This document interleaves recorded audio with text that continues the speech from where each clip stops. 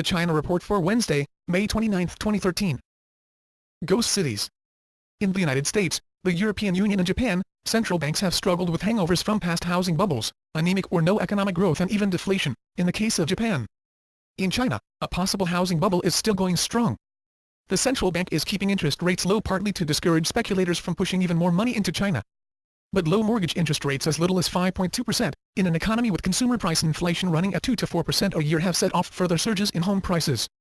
After a sharp slowdown last summer, economic growth rebounded vigorously last winter in China. But an unexpected weakening of growth in recent weeks has created a problem that the People's Bank of China, the central bank, is just starting to acknowledge. Further monetary stimulus which might seem to be the answer for a slowing economy could drive housing prices even higher. Rising home prices are a source of tremendous anxiety across China, because very few young people can afford to buy an apartment when even an 800-square-foot unit can cost 35 times a young college graduate's first-year salary. Energy-hungry China. China's energy imports are so fundamental to its survival and development that China's new leadership has taken extraordinary steps to secure future supplies.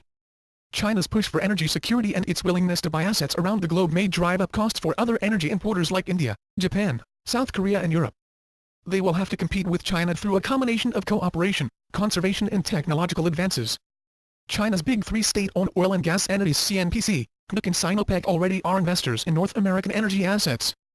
There has been a spate of Chinese oil and gas investments in Africa, the Middle East, Russia and Australia, part of a multi-pronged push for the world's second-largest economy to meet its energy needs. China is spreading its energy bets, not wanting to become too reliant on any one place given the volatile political situation in many energy-providing countries. Saudi Arabia has long been a valued supplier, as has Angola, while Iran and Iraq are coming back into contention.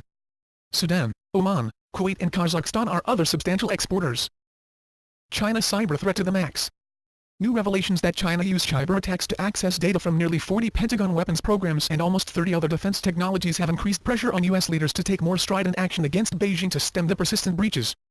The disclosure, which was included in a Defense Science Board report released earlier this year, but is only now being discussed publicly, comes as Defense Secretary Chuck Hagel heads to Southeast Asia, where he will discuss the escalating cyber threat with counterparts from a number of area nations.